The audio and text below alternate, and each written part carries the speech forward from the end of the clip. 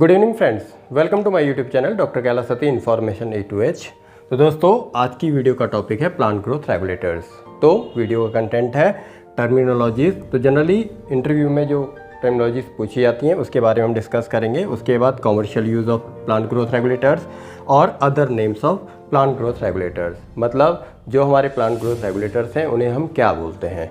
और उसी के साथ हम बात करेंगे लास्ट में प्रिकर्सर ऑफ पीजीआर। और प्रिकर्सर के जो क्वेश्चंस हैं ये फ्रिक्वेंटली पूछे जाते हैं, जैसे ऑक्सीजन का प्रिकर्सर क्या है, इथाइलिन का प्रिकर्सर क्या है। तो वीडियो को लास्ट तक जरूर देखना। सबसे पहले हम बात करेंगे टर्मिनोलॉजीज़ की। तो यहाँ पर पूछा जाता है what is the meaning of plant hormone और फाइटो हार्मोन। तो प्लांट हार्मोन्स वो सब्सटेंस होते हैं जो नेचुरली प्लांट्स में अवेलेबल होते हैं या सिंथेसाइज होते हैं और जो प्लांट की ग्रोथ एंड डेवलपमेंट को रेगुलेट करते हैं। ओके, फिर उसके बाद अगर हम बात करते हैं प्लांट ग्रोथ रेगुलेटर और प्लांट ग्रोथ प्रमोटर, तो यहाँ पर पूछा जाता है what is the difference between plant growth regulator and promoter. तो जनरली आपको पता लग रहा है रेगुलेटर मतलब ये रेगुलेट करेगा, मतलब ये बढ़ा भी सकता है और घटा भी सकता है। ठीक है, तो यहाँ पर अगर हम जनरली देखते हैं तो हम यहाँ पे क्या बोलते हैं कि ये ऑक्सिन, ठीक है, जिब्रेलिन, उसके साथ ही आपका cytokinin, ethylene, abscisic acid and others. तो जनरली यहाँ पर हम क्या बोल रहे हैं कि ये वो सब्सटेंस हैं अदर देन न्यूट्रिएंट्स, मतलब न्यूट्रिएंट में ये काउंट नहीं होंगे और ये क्या करते हैं, प्लांट की ग्रोथ को रेगुलेट करते हैं। ओके, वहीं अगर हम बात करेंगे प्लांट ग्रोथ प्रमोटर की, तो यहाँ पर हम जनरली क्या बोलेंगे, plant growth promoter is a component of plant growth regulator. मतलब ये सिर्फ क्या करेंगे, प्रमोट करेंगे, ये घटाएंगे नहीं, ये क्या करेंगे, बढ़ाएंगे। तो जनरली अगर हम यहाँ पे देखते हैं तो हम यहाँ पे क्या करेंगे कि ये इथाइलिन और एबीए को अगर हम यहाँ से हटा दें, मतलब ऑक्सीजन, जिब्रेलिन और साइटोकाइनिन की अगर हम बात करते हैं तो ये किस में आते हैं, आपके प्लांट ग्रोथ प्रमोटर में। क्यों? क्योंकि ये सिर्फ प्रमोट कर रहे हैं, ठीक है, ना ये रिटार्ड कर रहे हैं ना ये इनहिबिट कर रहे हैं। ओके, फिर उसके बाद अगर हम देखते हैं यहाँ पे तो दो टर्म और आती हैं, रिटार्डेंट एंड इनहिबिटर। तो जनरली जब हम बात करते हैं रिटार्डेंट की तो जनरली हम क्या बोलते हैं कि ये GA3 की बायोसिंथेसिस को चेक करते हैं और इन्हें हम जनरली क्या बोलते हैं, एंटी जिब्रेलिन।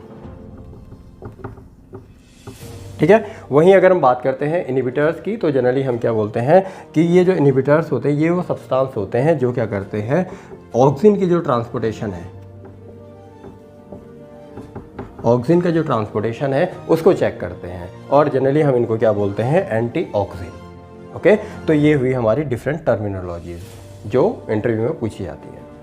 अब हम बात करेंगे डिफरेंट ग्रोथ रेगुलेटर्स की। तो सबसे पहले आता है हमारा ऑक्सीजन। तो जनरली हम क्या बोलते हैं, ऑक्सीजन दो टाइप के होते हैं। पहला होता है आपका नेचुरल ऑक्सीजन, दूसरा होता है सिंथेटिक ऑक्सीजन। तो क्वेश्चन ये आता है कि कौन सा नेचुरल ऑक्सीजन का एग्जाम्पल है। तो सबसे पहले अगर हम नेचुरल ऑक्सीजन की बात करते हैं तो हम यहाँ पे क्या बोलते हैं, IAA और IBA, ये दो क्या है, हमारे नेचुरल ऑक्सीजन है। उसी के साथ अगर हम सिंथेटिक ऑक्सीजन की बात करते हैं तो यहाँ पर आप लोगों ने देखा होगा कि हम बात करते हैं किसकी, NAA की, और उसी के साथ 2,4-D और PCPA। PCPA आपका क्या है, पैराक्लोरोफिनॉक्सी एसिटिक एसिड। ओके, तो अब यहाँ पे जब भी हम देखेंगे तो ये हमारे क्या है, नेचुरल ऑक्सीजन है। तो सबसे इम्पोर्टेंट क्वेश्चन पूछा जाता है कि ऐसा कौन सा प्लांट हार्मोन है या फिर ग्रोथ रेगुलेटर है जो रूट फॉर्मेशन में हेल्प करता है। तो इसमें जो परफेक्ट आंसर है वो क्या है, IBA। तो IBA क्या करता है, रूट फॉर्मेशन में हेल्प करता है। तो हम क्या बोलते हैं, IBA is also known as rooting hormone. Okay, जब हम बात करते हैं यहाँ पे IBA की, रूटिंग हार्मोन है, तो IBA किसका पार्ट है, ऑक्सीजन का पार्ट है। तो ये पूछ लिया जाता है कि टिश्यू कल्चर में ऑक्सीजन और साइटोकाइनिन का रोल क्या है। तो यहाँ पर साइटोकाइनिन का जो रोल है वो अलग है, लेकिन अगर हम ऑक्सीजन की बात करेंगे तो ऑक्सीजन क्या करता है, रूट फॉर्मेशन में हेल्प करता है। आप लोगों ने पढ़ा होगा कैलस अनडिफरेंशिएटेड पार्ट होता है और उसके डिफरेंशिएशन के लिए रूट फॉर्मेशन और शूट फॉर्मेशन होगी तभी एक प्लांट बनेगा। तो जनरली हम क्या बोलते हैं, रूट फॉर्मेशन में आपका हेल्प करता है ऑक्सीजन, इसीलिए ऑक्सीजन टिश्यू कल्चर में भी यूज़ किया जाता है। ओके, फिर उसके बाद अगर हम देखते हैं यहाँ पे NA, तो NA का जनरली यूज़ कहाँ पे हम करते हैं, to reduce flower drop. Flower drop की प्रॉब्लम आती है, जैसे चिली में आती है, हाई टेम्परेचर में फ्लावर ड्रॉप की प्रॉब्लम आती है, तो हम क्या करते हैं, NA को यूज़ करते हैं। ओके, फिर उसके बाद अगर हम देखते हैं तो सबसे इम्पोर्टेंट हमारा यहाँ पे हो जाता है 2,4-D। अब 2,4-D इम्पोर्टेंट क्यों होता है, क्योंकि इससे रिलेटेड आपको 4 से 5 क्वेश्चन मिलते हैं और 1-2 क्वेश्चन आपको हर एग्जाम में मिलेंगे। तो सबसे पहले हम क्या बोलते हैं कि ऐसा कौन सा प्लांट ग्रोथ रेगुलेटर है या प्लांट हार्मोन है या जिसको हम जनरली यूज़ करते हैं एज अ हर्बिसाइड। ओके, तो इसका आंसर क्या है 2,4-D। तो यहाँ पर हम क्या बोलते हैं, इसको हम एज अ हर्बिसाइड यूज़ करते हैं। ठीक, अब दूसरी चीज़ ये आती है कि ये हर्बिसाइड तो है लेकिन किस टाइप का है। मतलब अगर हम क्लासिफिकेशन की बात करते हैं तो आपको पता है कि 2 टाइप के होते हैं, सेलेक्टिव और नॉन सेलेक्टिव। तो यहाँ पे पूछ लिया जाता है कि 2,4-D किस टाइप का हर्बिसाइड है। तो यहाँ पर हम क्या बोलते हैं, ये सेलेक्टिव हर्बिसाइड है। ये क्या है आपका, सेलेक्टिव हर्बिसाइड है। अब ये सेलेक्टिव हर्बिसाइड है तो ये किन को किल करेगा, मतलब किन वीड्स को कंट्रोल करेगा। तो यहाँ पर हम क्या बोलते हैं, ब्रॉड लीफ वीड्स। ये क्या है, ब्रॉड लीफ वीड्स को कंट्रोल करता है। उसी के साथ अगर हम दूसरा क्लासिफिकेशन देखते हैं तो हम यहाँ पे क्या बोलते हैं, जो हर्बिसाइड्स होते हैं या तो वो ट्रांसलोकेटिव होते हैं या कॉन्टैक्ट होते हैं। ट्रांसलोकेटिव जो होते हैं उनको हम सिस्टमिक भी बोलते हैं। तो यहाँ पर हम क्या बोलते हैं, 2,4-D is an example of systemic herbicide. Okay, तो ये तो हुआ हमारा किसका, कि इसको जब हम यूज़ कर रहे हैं एज अ हर्बिसाइड। अब अगर हम यहाँ पे बात करें नेक्स्ट कि हम इसको अगर प्लांट ग्रोथ रेगुलेटर की तरह यूज़ कर रहे हैं तो हम क्या कर सकते हैं। तो जनरली हम यहाँ पे क्या बोलते हैं, for the development of parthenocarpic fruits. तो जनरली बनाना में आपने देखा होगा, टोमेटो में आपने देखा होगा कि हम 2,4-D को यूज़ करते हैं किसके लिए, पार्थिनोकार्पिक फ्रूट डेवलपमेंट के लिए। ओके, लेकिन हम फार्मर्स को कभी भी 2,4-D अप्लाई करने के लिए रिकमेंड नहीं करते हैं। क्यों नहीं करते हैं, क्योंकि यहाँ पर क्या है कि 2,4-D की अगर थोड़ी सी कंसंट्रेशन भी ज़्यादा होगी तो वो हर्बिसाइड की तरह काम करना स्टार्ट कर देगा और पूरी की पूरी क्रॉप जा सकती है हमारी, अगर वो ब्रॉड लीफ्ड है। ओके, फिर उसके बाद अगर हम बात करते हैं PCPA की, तो जनरली ये क्वेश्चन पूछा जाता है कि PCPA का यूज़ हम किस क्रॉप में करते हैं। तो इसका आंसर है टोमेटो। अब टोमेटो में करते क्यों है, तो टोमेटो में आपने देखा होगा हाईली थर्मोसेंसिटिव क्रॉप है। तो यहाँ पर क्या होता है, एक्सट्रीमली हाई और एक्सट्रीमली लो टेम्परेचर होगा तो यहाँ पर फ्लावर ड्रॉप की प्रॉब्लम आएगी। फ्लावर ड्रॉप होगा मतलब फ्रूट सेटिंग नहीं हो पाएगी। तो हम यहाँ पे क्या करते हैं कि एक्सट्रीमली लो टेम्परेचर हो, एक्सट्रीमली हाई टेम्परेचर हो, तो हम PCPA को यूज़ करते हैं to improve fruit setting. Next है हमारा जिब्रेलिन्स। तो जनरली अगर हम देखते हैं तो naturally more than 130 GAs present होते हैं। ठीक है, लेकिन यहाँ पे बात आती है कि हॉर्टिकल्चर में कॉमर्शियली कौन सा जिब्रेलिन यूज़ किया जाता है। तो यहाँ पर सबसे इम्पोर्टेंट जो है हमारा वो क्या है, ZA3। ओके, जो इजीली अवेलेबल भी है और कॉमर्शियली हम यूज़ करते हैं। लेकिन अब इसके बाद क्वेश्चन ये आता है कि और भी कोई GA है या जिब्रेलिन्स हैं जो यूज़ किए जाते हैं कॉमर्शियली। तो यहाँ पर हम क्या बोलते हैं, GA4 प्लस GA7। बट यहाँ पे एक चीज़ आपको ध्यान रखनी है, GA4 और GA7 को आपको कॉम्बिनेशन में यूज़ करना पड़ेगा, तभी ये as a growth regulator use हो पाएंगे, अदरवाइज़ इनका कोई भी इफ़ेक्ट आपको नहीं मिलेगा। ओके, तो यहाँ पर हम क्या बोलते हैं, GA3 को हम कॉमर्शियल यूज़ कर रहे हैं और GA4 और GA7 को हम कॉम्बिनेशन में यूज़ करते हैं एज अ ग्रोथ रेगुलेटर। अब हम बात करते हैं कि GA3 का काम क्या है या जिब्रेलिन्स का काम क्या है। तो सबसे पहले अगर हम बात करेंगे यहाँ पे सीड में, तो ऑब्वियस सी बात है, आपको पता है कि सीड में अगर डॉर्मेंसी होगी तो GA3 क्या करेगा, डॉर्मेंसी को ब्रेक करने में हेल्प करता है। तो यहाँ पर हम क्या बोलेंगे, जर्मिनेशन में हेल्प करता है। ओके, फिर उसके बाद अगर हम बात करते हैं किसकी, फ्लावरिंग की, तो जनरली यहाँ पे हम क्या बोलते हैं कि फ्लावरिंग अगर एडवर्स कंडीशन है, मतलब आपने शॉर्ट डे प्लांट को लॉन्ग डे कंडीशन में लगा दिया, लॉन्ग डे प्लांट को शॉर्ट डे कंडीशन में लगा दिया, तो फ्लावरिंग में प्रॉब्लम आती है। ठीक है, तो यहाँ पर हम क्या बोलते हैं कि ये फ्लावरिंग में हेल्प करेगा।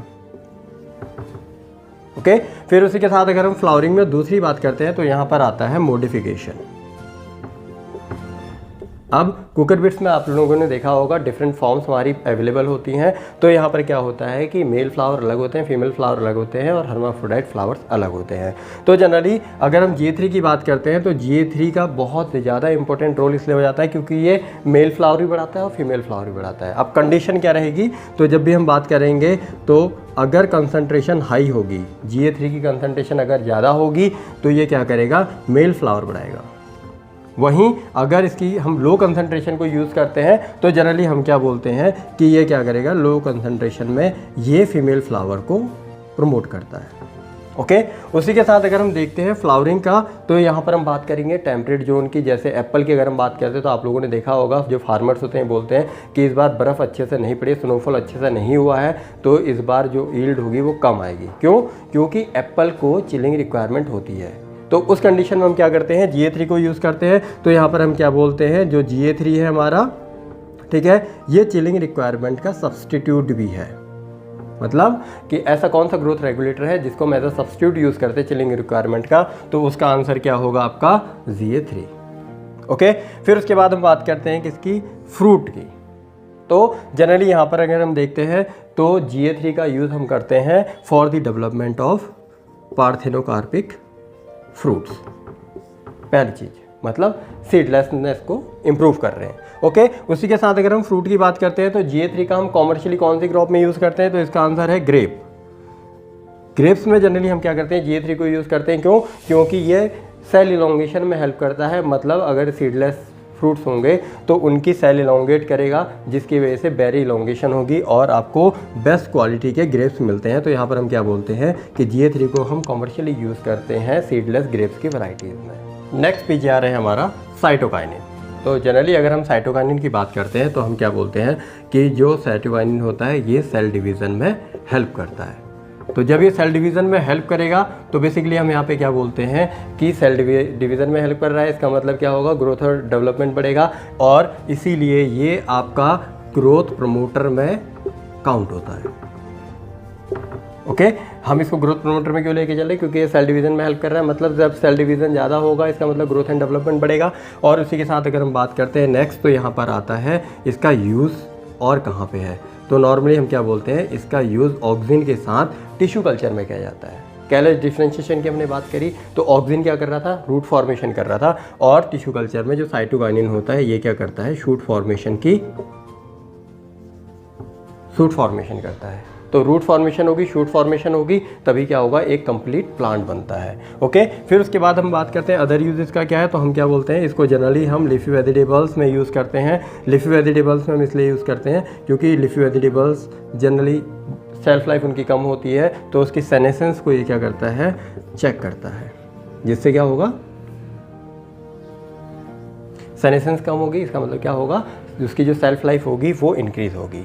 ओके, अब बात ये आती है कि हम साइटोकाइनिन, कौन कौन से साइटोकाइनिन के सोर्स हैं, ठीक है। तो यहाँ पर हम क्या बोलते हैं, बेंजाइल एडेनिन है, उसके अलावा बेंजाइल अमीनोप्यूरिन है, 6 बेंजाइल अमीनोप्यूरिन, ठीक है। और नेचुरली अगर हम बात करते हैं तो जियाटिन आपका क्या है, natural cytokinin. Next plant hormone है हमारा इथाइलिन। तो जनरली अगर हम इथाइलिन की बात करते हैं, 2 क्वेश्चन हमेशा पूछे जाते हैं, वो कौन से हैं। सबसे इम्पोर्टेंट तो आपका क्या हो जाता है कि ये आपका एक गैसियस हार्मोन है। तो ये पूछ लिया जाता है कौन सा प्लांट हार्मोन है जो गैसियस फॉर्म में होता है, तो इसका आंसर क्या है, इथाइलिन है। उसी के साथ आपने देखा होगा कि हम इसको यूनिफॉर्म फ्रूट राइपनिंग में यूज़ करते हैं, ठीक है। तो जनरली यहाँ पे हम देखते हैं तो हम क्या बोलते हैं, फ्रूट 2 टाइप के होते हैं, क्लाइमेट्रिक और नॉन क्लाइमेट्रिक। तो क्लाइमेट्रिक फ्रूट कौन से होते हैं, जिनमें हम क्या बोलते हैं कि अगर मैच्योर स्टेज में हम इसको हार्वेस्ट करते हैं तो ये ऑटोमेटिकली राइप हो जाते हैं। क्यों, इसमें इथाइलिन सिंथेसिस होती है। मतलब इथाइलिन क्या कर रहा है, फ्रूट राइपनिंग में हेल्प कर रहा है, इसीलिए हम इसको राइपनिंग हार्मोन भी बोलते हैं। ओके, फिर उसके बाद अगर हम बात करेंगे यहाँ पे तो जनरली ये क्या है, सीड डोरमेंसी और ट्यूबर डोरमेंसी में भी हेल्प करता है।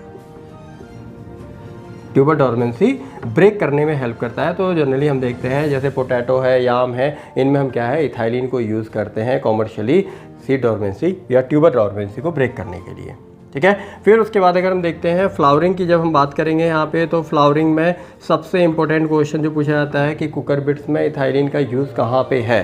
तो यहाँ पर हम क्या बोलते हैं, फॉर फीमेल फ्लावर प्रोडक्शन। उसी के साथ इथाइलिन का एक और यूज़ है, हम यहाँ पे क्या बोलते हैं, फॉर सीड प्रोडक्शन। तो बेसिकली यहाँ पे अगर हम देखते हैं तो हम क्या बोलते हैं कि जो इथाइलिन है इसका यूज़ हम हाइब्रिड सीड प्रोडक्शन में भी करते हैं। क्यों करते हैं, क्योंकि जो इथाइलिन है ये एक टाइप है किसका, गैमेटोसाइट का। गैमेटोसाइट का ये क्या है, एक एग्जाम्पल है। गैमेटोसाइट क्या होते हैं, जैसे केमिकल्स होते हैं या सब्सटेंस होते हैं, वो क्या करते हैं, जो मेल पार्ट है, ठीक है, उसको क्या करते हैं, किल करते हैं या स्टाइल कर देते हैं। तो जनरली जब मेल पार्ट ही फंक्शनल नहीं होगा या नहीं होगा तो हम क्या बोलते हैं, इसको हम हाइब्रिड सीड प्रोडक्शन में जनरली यूज़ करते हैं।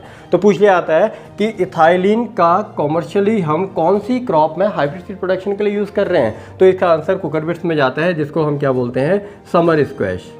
अगर आपसे पूछा है समर स्क्वैश में, ठीक है, हाइब्रिड सीड प्रोडक्शन के लिए हम कौन सा केमिकल यूज़ करते हैं, तो उसका आंसर है इथाइलिन। या फिर पूछ लिया जाए कि इथाइलिन का यूज़ हम किस क्रॉप में हाइब्रिड सीड प्रोडक्शन में कॉमर्शियली कर रहे हैं, तो उसका आंसर क्या जाएगा आपका, समर स्क्वैश। नेक्स्ट है हमारा ABA।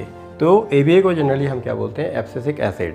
ओके, तो सबसे पहला क्वेश्चन ये पूछा जाता है कि ऐसा कौन सा प्लांट ग्रोथ रेगुलेटर है जिसको डोरमेंसी में यूज़ किया जाता है या ये डोरमेंसी कॉज करता है। तो यहाँ पर हम क्या बोलते हैं कि जो AB है ये क्या करता है, डोरमेंसी कॉज करता है, इसीलिए हम इसको क्या है, डोरमेंट हार्मोन भी बोलते हैं। ठीक है, तो यहाँ पर हम क्या बोलेंगे, abscisic acid also known as dormant hormone. तो बेसिकली होता क्या है कि जब प्लांट को लगता है कि स्ट्रेस कंडीशन आने वाली है तो प्लांट में ABA सिंथेसाइज होता है। ABA सिंथेसाइज होगा तो ये क्या करेगा, एब्सिसन लेयर की फॉर्मेशन करेगा, जिसकी वजह से जो लीव्स होती है वो एब्साइज कर जाती हैं, मतलब लीफ ड्रॉप हो जाएगा और जितनी भी फिजियोलॉजिकल एक्टिविटीज़ हैं वो चेक हो जाती हैं। तो सबसे पहले हम क्या बोलेंगे, डोरमेंसी क्रिएट कर रहा है, इसीलिए हम इसको क्या है, डोरमेंट हार्मोन बोलते हैं। फिर हमने क्या बोला कि ये सिंथेसाइज कब हो रहा है, जब स्ट्रेस कंडीशन आने वाली है तो प्लांट में ये सिंथेसाइज होता है, तो इसीलिए हम इसको स्ट्रेस हार्मोन भी बोलते हैं। ठीक है, तो जनरली हम क्या बोलते हैं, also known as stress hormone. Okay, फिर उसके बाद अगर हम यहाँ पे देखते हैं तो इसका फंक्शन क्या है, तो बेसिकली ये क्या होता है, आपका एंटी जिब्रेलिन होता है, एंटी जिब्रेलिन। तो हमने आपको बताया कि जब कोई भी चीज़, अगर कोई भी जो सब्सटेंस है वो अगर एंटी जिब्रेलिन है तो इसका मतलब क्या है, वो आएगा आपका किसमें, रिटार्डेंट में।